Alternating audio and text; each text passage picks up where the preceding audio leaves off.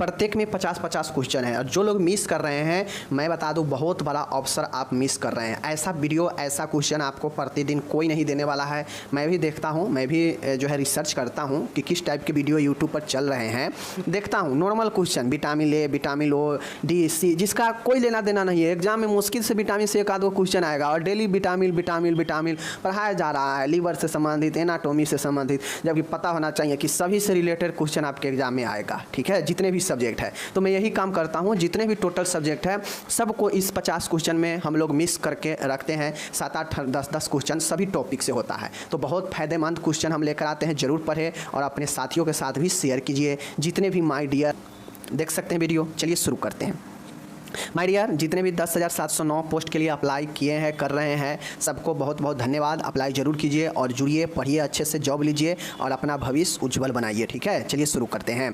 सबसे पहला क्वेश्चन है कि निम्न में से कम्युनिकेबल डिजीज का एग्जाम्पल है, मतलब इनमें से कौन है जो संचारित रोग का कम्युनिकेबल डिजीज का एग्जाम्पल है। ठीक है, tuber, heart fail, haemophilia, cancer. तो पता होने चाहिए हमें इसमें से कम्युनिकेबल डिजीज कौन है, फैलने वाला। तो ट्यूबरकुलोसिस यह फैलने वाला रोग है, यह बाकी ये सब फैलता नहीं है। ठीक है, चलिए कम्युनिकेबल मतलब क्या होता है कि एक से दूसरे में संचारित होना, समझ रहे हैं। निम्न में से कंट्रासेप्शन एंड टेम्पोररी मेथड नहीं है। कहता है कंट्रासेप्शन मतलब गर्भ निरोधक का टेम्पोररी मेथड नहीं है। टेम्पोररी मेथड मतलब टेम्पोररी नहीं है, मतलब अस्थाई होगा। तो इसमें से हमें अस्थाई के बारे में पूछ रहा है। तो देख लीजिए प्रोजेस्टेरोन, आप लोग को पता है, अच्छे से पढ़े हैं। तो यह प्रोजेस्टेरोन जो है इस्तेमाल किया जाता है आईयूडी में। ठीक है, इंट्रायूटेरिन डिवाइस में। ठीक है, आईयूडी में इसको इस्तेमाल किया जाता है कॉपर टी के साथ में, जो कि हार्मोन युक्त जो है आपके आईयूडी होते हैं। यह तो ये तो होगा नहीं, यह टेम्पोररी वाला है।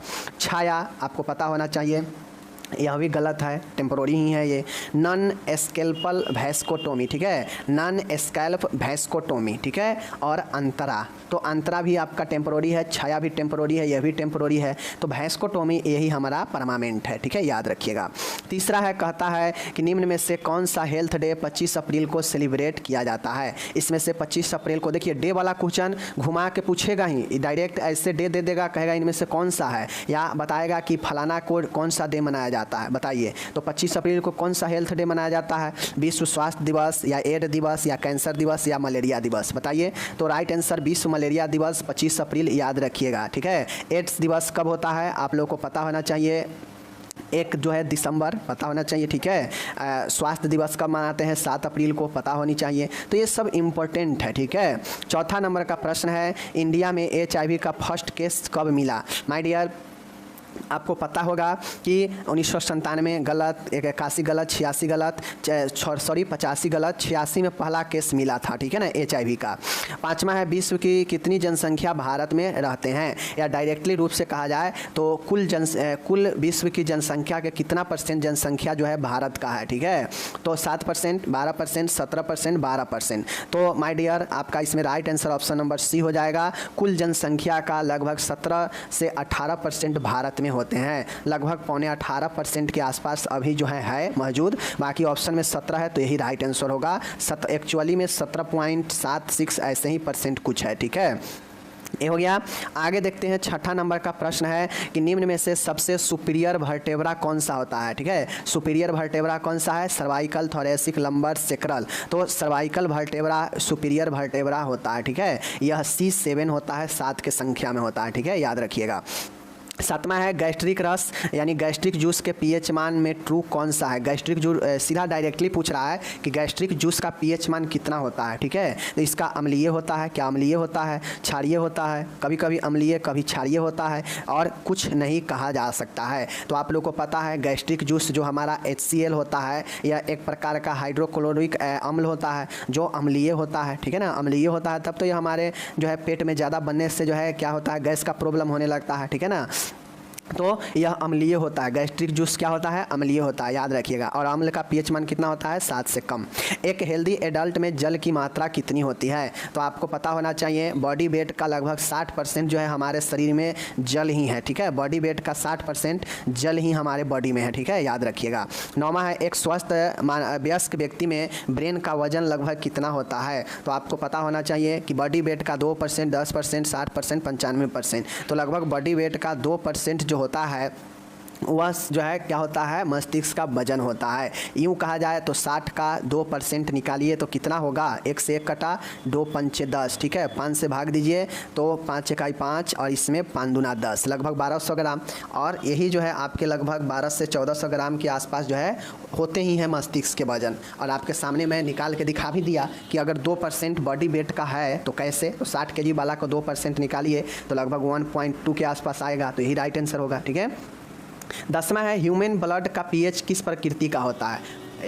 अब जो है आप लोग को पता है ब्लड का पीएच मान 7.4 होता है। अब यह 7 से अधिक है तो ब्लड का पीएच की प्रकृति नेचर कैसा होगा, क्षारीय होगा, क्योंकि 7 से कम रहता तब ना अम्लीय होता, लेकिन हमारा ब्लड का 7.4 होता है तो यह क्या हो जाएगा, क्षारीय हो जाएगा, ठीक है। तो ऑप्शन नंबर ए सही हो जाएगा, समझ गए। 11 देखिएगा कि ह्यूमन बॉडी में पाए जाने वाला कौन सा ऑर्गेन खोखला, मांसल एवं बंद मुट्ठी के आकार का होता है। अगर आप एनाटॉमी अच्छे से पढ़े हैं ह्यूमन बॉडी को तो आपको पता है एएनएम में आपको हृदय के बारे में, हार्ट के बारे में पढ़ना है, ठीक है। तो हार्ट जो है बंद मुट्ठी के खोखला मांसल ऑर्गेन होता है, पता होनी चाहिए, ठीक है। जबकि किडनी जो है क्या होता है, किडनी एक बीन शेप में होता है, सेम के बीज के आकार में, ठीक है।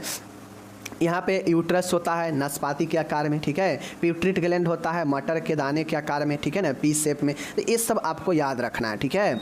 आगे 12 में चलते हैं कि एक हेल्दी पर्सन के ब्लड का पीएच मान कितना होता है। देख लीजिए इतना होता है, इतना होता है, राइट आंसर यही होगा 7.3 से 7.4, यही आपका राइट आंसर होगा, ठीक है। 13 है हिज के बंडल ऑफ हिज नामक संरचना बॉडी के किस पार्ट में पाई जाती है। तो हिज के बंडल किस पार्ट में होते हैं, हृदय में होते हैं या किडनी में या ब्रेन में या स्टोमक में। तो राइट आंसर हृदय में होते हैं, हिज ऑफ बंडल, ठीक है, बंडल ऑफ हिज, ओके, याद रखने को। 14 है ऑल्फैक्टरी नर्व जो है के बारे में क्या समझे, ऑल्फैक्टरी नर्व के बारे में इसमें क्या सही है।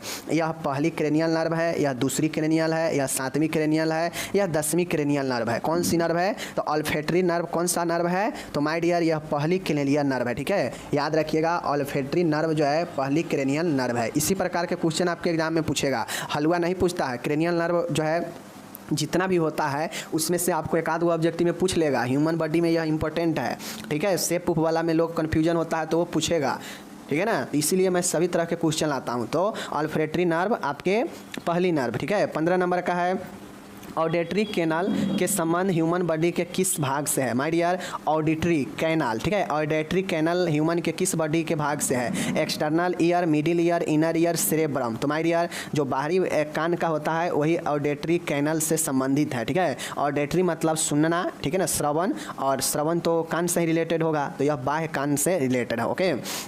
16 नंबर है कि निम्न में से ह्यूमन बॉडी में पाई जाने वाली सबसे लंबी बोन कौन सी है। तो माय डियर लंबी बोन इसमें कौन होता है, फीमर स्टेबिज क्लेविकल जो है फ्रंटेल। तो माय डियर फ्रंटेल होता है, यह हमारा ब्रेन का कपाल जो होता है आगे वाला ललाट, वहाँ पे फ्रंटेल होते हैं, ठीक है।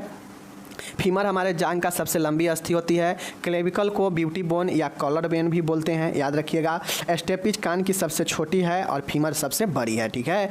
चलिए आगे चलते हैं। 17 नंबर का प्रश्न है, बहुत शानदार है। भारत में राष्ट्रीय जनसंख्या नीति नेशनल पॉपुलेशन पॉलिसी कब लागू की गई। बहुत VVI प्रश्न है, याद रखिएगा, ठीक है। स्वास्थ्य के क्षेत्र में सब पूछता है कि भारत में राष्ट्रीय जनसंख्या नीति कब जो है लागू की गई। 52 में, 65 में, 1985 में, 2000 में। तो राष्ट्रीय जनसंख्या नीति 2000 ईस्वी, याद रखिएगा, बहुत शानदार प्रश्न है, सब है, समझ गए। 18 है निम्न में से वाटर पोल्यूशन का सोर्स क्या है, मतलब जल के प्रदूषण से स्रोत क्या है। घरों से निकला कूड़ा करकट एवं मल जल, कल कारखानों से निकला अवशिष्ट, कृषि से निकला अवशिष्ट, उपरोक्त सही। तो इनमें से सभी है जिससे जल जो है पोल्यूशन हो सकता है, तो इसलिए उपरोक्त सभी होगा, ठीक है। तो कुछ कथन वाले प्रश्न भी आपके आएंगे, इसलिए कथन वाले ले रहे हैं। निम्न में से पोल्यूटेड एयर के सेवन से होने वाला वायरल बीमारी क्या है, मतलब प्रदूषित हवा के सेवन करने से इनमें से कौन सा वायरल बीमारी होता है, ठीक है। देखिए कौन सा आपके सामने है, टाइफाइड फीवर तथा पैराटाइफाइड फीवर, ठीक है, याद रखिए यहाँ पे। पोलियो हेपेटाइटिस है, उसके बाद है गियार्डिसिस एवं अमीबियासिस, ठीक है, ऑल ऑफ द अबव। तो माय डियर जो वायरल या प्रदूषित से जो होता है वह पोलियो और हेपेटाइटिस है, इसको याद रखिएगा, ठीक है। चलिए आगे चलते हैं।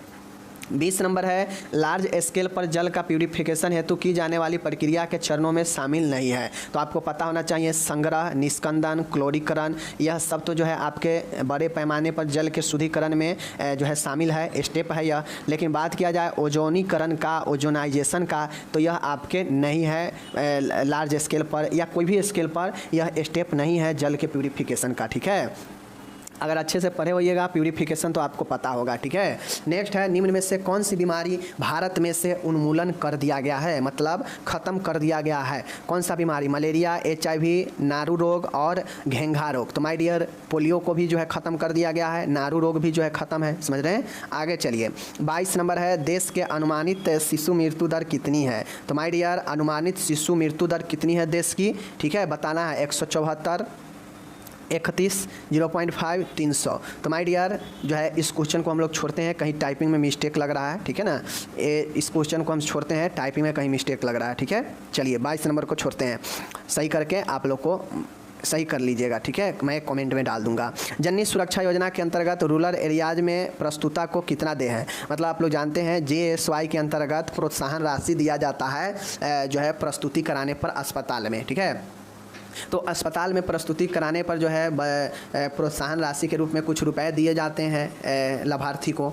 तो इसके लिए गांव में, रूरल एरियाज में, ग्रामीण एरिया में कितना रुपए दे है। चूँकि ग्रामीण एरिया आप लोग को मैं पढ़ाया हूँ जननी सुरक्षा योजना को डिटेल में कि किस एरिया में कितना जो है दे है। तो यहाँ पे ग्रामीण एरिया के बारे में पूछ रहा है। तो 1000, 1400, 500 या 600। तो माय डियर ग्रामीण रूरल एरिया में 1400 रुपये जो है दिए जाते हैं, ठीक है, याद रखिएगा। आगे है 24 नंबर है, यहाँ पे निम्न में से कम्युनिटी के कैरेक्टरिस्टिक में शामिल है। निम्नलिखित में से कम्युनिटी के समुदाय के विशेषता कौन से है, ठीक है। कम्युनिटी की उत्पत्ति नेचुरल होती है, कम्युनिटी मेंबर में हम की भावना बी की फीलिंग पाई जाती है, प्रत्येक कम्युनिटी का अपना विशिष्ट नाम होता है, ऑल ऑफ द एबोव बिल्कुल सही है। जाट कम्युनिटी, ठीक है, अहिर कम्युनिटी, अलग अलग कम्युनिटी है। तो इसी प्रकार से ब्राह्मण कम्युनिटी, राजपूतान, अलग अलग सब कम्युनिटी का अपना नाम होता है। तो बिल्कुल सही बात है, हम की भावना भी होती है, नेचुरल उत्पत्ति भी होता है इसका, और इसलिए इसमें सब इसका सही हो जाएगा, ठीक है। आगे चलते हैं, 25 नंबर है हॉस्पिटल वेस्ट मैनेजमेंट, अस्पताल कचरा का प्रबंध के दौरान निम्न में से कौन सा वेस्ट येलो कलर के बिन में डाला जाता है। तो बायोमेडिकल वेस्ट आप लोग को जो है पता है, बायोमेडिकल वेस्ट पढ़े होंगे तो उसमें जो अस्पताल के कचरे होते हैं उसमें से कौन से कचरे को हम पीले रंग के डिब्बे में डालेंगे, कौन, तो आपको पता होनी चाहिए। पीले रंग में हम शरीर के बॉडी से निकले हुए टिश्यू वगैरह या शरीर से कोई भी जो है निकलता है उसको डालते हैं, ठीक है। तो एनाटोमिकल जो पार्ट होता है बॉडी का उससे डालते हैं, ठीक है, शरीर के भाग को, जैसे प्लेसेंटा वगैरह, अम्बिलिकल कोड वगैरह, ठीक है। 26 है स्टरलाइजेशन का क्या अर्थ है। स्टरलाइजेशन का मतलब होता है रोग प्रतिरोधकता, गलत, इम्यूनिटी नहीं होता। बीज संक्रमण, ये सही है। टीकाकरण गलत, रोकथाम गलत। तो स्टरलाइजेशन बीज संक्रमण होता है, जो संक्रमण भगाने का एक तरीका है। RBS की शुरुआत कब की गई, आप लोग को इससे पहले मैं बता चुका हूँ, RBS के फुल फॉर्म, ठीक है। आगे है इसका फुल फॉर्म क्या होता है, राष्ट्रीय बाल, ठीक है ना, राष्ट्रीय, यहाँ पे आप लोग देख लीजिए RBS के, मैं इससे पहले आप लोग को फुल फॉर्म बता चुका हूँ, वहाँ पे आप लोग को देखना है, ठीक है। 2011 में, 13 में, 15 में, 17 में, 2013 में RBS के कार्यक्रम की शुरुआत की गई। नेक्स्ट है 28 नंबर, निम्न में से किस प्रोग्राम का संबंध 4DS पर फोकस करने से है। तो 4DS के किस पर फोकस करता है, तो RBS के जो ही प्रोग्राम है यही 4DS पर फोकस करता है, ठीक है, याद रखना है। 29 है निम्न में से, देख लीजिए, निम्न में से जेस्टेशनल एज असेसमेंट की टेक्निक क्या है। तो बुलार्ड स्केल जो है जेस्टेशनल, ठीक है, एज असेसमेंट है, ठीक है, याद रखिएगा बुलार्ड स्केल, ओके। 30 नंबर है कितना अपकार स्कोर प्रदर्शित करता है बेबी वातावरण में नॉर्मल एडजस्ट कर रहा है। तो नॉर्मल तौर पर एडजस्ट करना कितना जो है दर्शाता है। तो माय डियर नॉर्मल तौर पे अगर कोई एडजस्ट कर रहा है समान तौर पे तो 8 से 10, 8 से 10 अगर कर रहा है तो बहुत अच्छा होता है, क्योंकि 10 से ज़्यादा अपकार स्कोर में आता नहीं है। तो 7 से 10 का मतलब होता है कि बहुत बढ़िया है, ठीक है।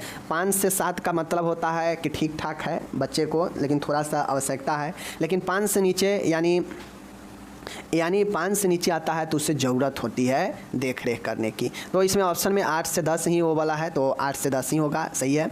31 है, एक 2 वर्ष के बालक की रिस्पायरेशन रेट एक एडल्ट की तुलना में अधिक होगी, ठीक है। चूँकि जितना कम उम्र के बच्चा होता है वह जो है उतना ही ज़्यादा उम्र वाला से उसमें रिस्पायरेशन अधिक होगा।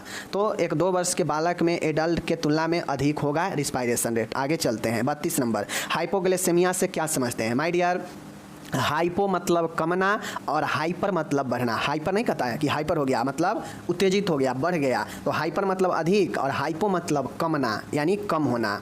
तो यहाँ पे हाइपो है तो कम होगा, और ग्लाइसेमिया का मतलब होता है ग्लूकोज, ग्लूकोज लेवल, ठीक है। तो ग्लाइसेमिया ग्लूकोज से रिलेटेड है, तो ग्लूकोज लेवल के कम होना ही हाइपोग्लाइसेमिया कहलाता है। ब्लड शुगर का जो लेवल है सामान्य से कम होना, यही डी आंसर ही होगा, ठीक है ना। आगे चलते हैं 33 नंबर है, यहाँ पे बहुत शानदार है। निम्न में से मेंस्ट्रुअल साइकिल स्रावी अवस्था सेक्रेटरी फेज के बारे में ट्रू सेंटेंस क्या है। यह मेंस्ट्रुएशन के साथ स्टार्ट हो जाती है तथा ओव्यूलेशन के साथ समाप्त हो जाता है। इस फेज के दौरान योनि से ब्लीडिंग होता है। इस फेज के दौरान ब्रेस्ट सुडौल हो जाते हैं। यह फेज जो है ओव्यूलेशन के तुरंत बाद स्टार्ट हो जाता है। माय डियर, इंतज़ार करता है ओवम जो है, अंडा जो है इंतज़ार करता है किसी मेल के क्या बोलते हैं उसको, सीमेन का। लेकिन जब अंडा को सीमेन नहीं मिलता है तो अंडा जो है क्या होता है, टूटने लगता है। और यह प्रक्रिया जो है क्या होता है कि यह फेज जो है ओव्यूलेशन के तुरंत बाद जो है स्टार्ट हो जाता है, समझ गए। तो यही मेंस्ट्रुएशन साइकिल का डी ऑप्शन सही हो जाएगा, ठीक है। चलिए 34 है, निम्न में से मादा युग्मक कौन है। मादा, मादा मतलब स्त्री, शुक्राणु, अंडा, निषेचन, भ्रूण। तो माय डियर, इसमें से देख लीजिए आपको ओवम जो है यह मादा में ही पाया जाता है, ठीक है।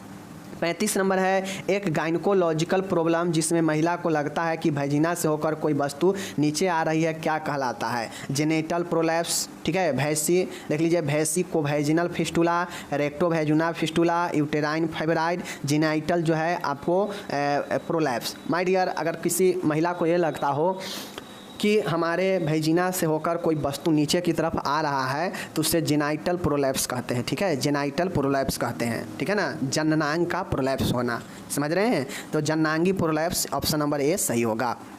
36 नंबर है, यूरिनरी ब्लैडर एवं वैजिना के मध्य पाए जाने वाला एबनॉर्मल कम्युनिकेशन है। यूरिनरी ब्लैडर मूत्राशय होता है और वैजिना मतलब योनि होता है, और इस दोनों के मध्य में जो पाए जाने वाला असमान जो संरचना होता है वह क्या कहलाता है, बताना है। देख लीजिए, भैंसी को vaginal fistula, utero vaginal fistula, ठीक है, ट्रेकियो एसोफेगल फिस्टुला और यूरेथ्रो वैजिनल फिस्टुला। तो आपको ध्यान से देखना है, यहाँ पे देख लीजिए, भी देख लीजिए, वैसिको वैजिनल फिस्टुला, वैसिको वैजिनल फिस्टुला, याद रखिएगा ऑप्शन नंबर ए है, जो कि ब्लैडर के एबनॉर्मल रूप से वैजिना से कनेक्ट को ही जो है वैसिको वैजिनल फिस्टुला कहते हैं। आगे 37 है, अंतरा क्या है। माय डियर, अंतरा ऊपर ऑप्शन में देखे होंगे, पुरुष गर्भ निरोधक साधन है, महिला गर्भ निरोधक साधन है, पुरुष तथा महिला दोनों के लिए उपयोगी है, गर्भ निरोधक की अस्थायी विधि है। तो अंतरा तो सबसे पहले अस्थायी विधि है, उसके बाद यह महिला का गर्भ निरोधक साधन है, ठीक है।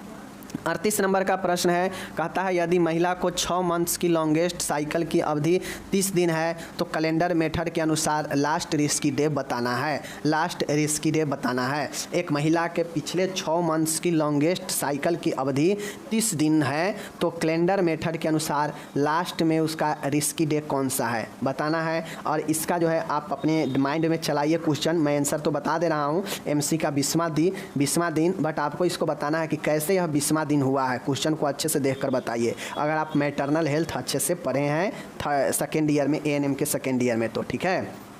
FHS foetal heart rate sound होता है, देख लीजिए ऑप्शन नंबर 20 सही होगा, ठीक है ना। आगे चलते हैं 40 नंबर है, एक वयस्क आदमी का बॉडी मास इंडेक्स कितना होता है। माय डियर, एक वयस्क व्यक्ति का बॉडी मास, इसको BMI कहते हैं शॉर्ट में, याद रखिएगा, BMI होता है शॉर्ट में, 20 से 25 होता है, ठीक है, याद रखिएगा। आगे देखते हैं 41 है, ओलिगोमेनोरिया से आप क्या समझते हैं। ओलिगोमेनोरिया से क्या समझते हैं, ठीक है। मेनार्क से ठीक पहले एक्सेसिव ब्लीडिंग होना पहला, ठीक है।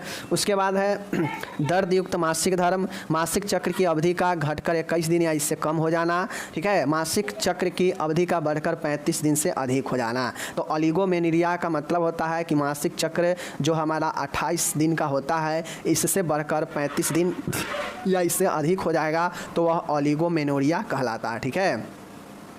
42 नंबर है, निम्न में से कौन सा खाद्य पदार्थ आयरन के अब्जॉर्प्शन को बढ़ा देता है। विटामिन सी युक्त खाद्य पदार्थ, चाय, कॉफ़ी, दूध, कैल्शियम की गोलियां, बी एवं सी दोनों, ठीक है। तो विटामिन सी युक्त जो खाद्य पदार्थ होता है यह आयरन के अवशोषण को बढ़ा देता है, बहुत ज़्यादा जो है अवशोषण करने लगता है, ठीक है ना।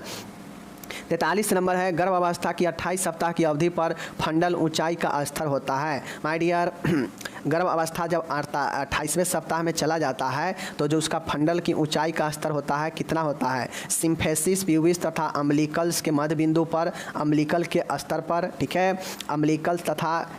अम्बिलिकल तथा जिफी स्टर्नम को मिलाने वाली रेखा के निचले 1/3 भाग तक, ऊपरी 2/3 भाग मिलाने वाले बिंदु तक, इसको आप लोग समझ लीजिएगा, ठीक है ना। चलिए नेक्स्ट है 44 नंबर है, आशा द्वारा संपादित की जाने वाले कार्यों में शामिल नहीं है। कौन सा कार्य है जो आशा द्वारा नहीं किया जाता है। अपने एरिया की गर्भवती महिलाओं के प्रसव पूर्व देखभाल प्रदान करना, टीकाकरण सहयोग करना, जन समुदाय को हेल्थ एजुकेशन प्रदान करना, गर्भवती महिला को टीटी लगाना। तो माय डियर, आशा का काम ये नहीं होता है कि वह टीका लगाएगा, ठीक है। टीका लगाने का काम हेल्थ नर्स का होता है, आप लोग का होगा, ANM का होगा, ठीक है ना, समझ लीजिए। 45 है, बच्चों में दस्त के रोग का इलाज के लिए ORS के साथ निम्नलिखित में से क्या दिया जाता है। ORS के साथ कैल्शियम, आयरन, विटामिन, जिंक। तो जिंक जो है बच्चे को दिया जाता है ORS के साथ में दस्त से बचाने के लिए। 46 है, पार्टोग्राफ। आप लोग अगर पढ़े होंगे मिडवाइफरी सेकेंड ईयर में तो वहाँ पे पार्टोग्राफ आप लोग को पढ़ना है। पार्टोग्राफ में आइडेंटिफिकेशन डाटा के ठीक बाद सबसे पहला एरिया होता है। माय डियर, जो आइडेंटिफिकेशन डाटा होता है, जो पहचान वाला डाटा होता है, उसके ठीक बाद का जो डाटा होता है पार्टोग्राफ में, उस एरिया को हम लोग FHR कहते हैं, फीटर हार्ट रेट, ठीक है। यही होता है आइडेंटिफिकेशन डाटा के जस्ट बाद, ठीक है। 47 है, प्रेगनेंसी की अवधि के कितने ट्राइमेस्टर में बांटा गया। बहुत इंपॉर्टेंट है कि गर्भ अवस्था को कितने ट्राइमेस्टर में बांटा गया है, 2, 4, 6, 3। तो आप लोग को पता है 3 महीने पर 3 जो है आएगा तो 9 महीना हो जाएगा, और लगभग 9 महीना 7 दिन, 9 महीना 10 दिन, यही तो प्रेगनेंसी का पीरियड है। तो इसे 3 गो ट्राइमेस्टर में बांटा गया, ठीक है। 48 है, निम्नलिखित कथनों में से फीटल स्कल में पाए जाने वाला अग्र फंटनेल के बारे में क्या सत्य है। यह फंटले जन्म के पश्चात लगभग 6 सप्ताह की एज पर बंद हो जाता है। यह फंटले जन्म के पश्चात लगभग 18 माह की एज पर बंद होता है। यह कभी भी बंद हो सकता है। और लास्ट में है, उपरोक्त सभी कथन गलत है। तो आपको पता होना चाहिए कि जो फंटले होता है वह बच्चे में 18 माह की एज पर जो है 18 से लेकर 24 माह की एज पर बंद हो जाते हैं, ठीक है, याद रखिएगा। 49 है, इम्प्लांटेशन से आप क्या समझते हैं। नर एवं मादा युग्मक का मिलना तथा परिणाम स्वरूप युग्मनज का निर्माण होना, ठीक है। उसके बाद है, नर एवं मादा का युग्मक से मिलने के बाद जाइगोट का यूट्रस से संलग्न होना। परिपक्व ओवेरियन पुटिका के फटने के बाद यूट्रस से सेकेंडरी ओसाइट का मुक्त होना। और नॉन ऑफ द एबोव, गलत। देखिए होता यह है, इम्प्लांटेशन का मतलब होता है आरोपण होना। जैसे मान गए मेल और फीमेल का जो भी क्रिया होता है, फर्टिलाइजेशन होता है, निषेचन, तो निषेचन के बाद वह निषेचन कहाँ जाके आरोपण होता है, यूट्रस में। तो यही जो है आपका है कि नर एवं मादा की युग्मक के मिलने के बाद बने जाइगोट का यूट्रस में जाना, यूट्रस में संलग्न होना, यही इम्प्लांट कहलाता है। 50 और आखिरी वीडियो है, आखिरी क्वेश्चन है, एक महिला में अंडोत्सर्ग ओव्यूलेशन की प्रक्रिया प्रायः किस दिन घटित होता है।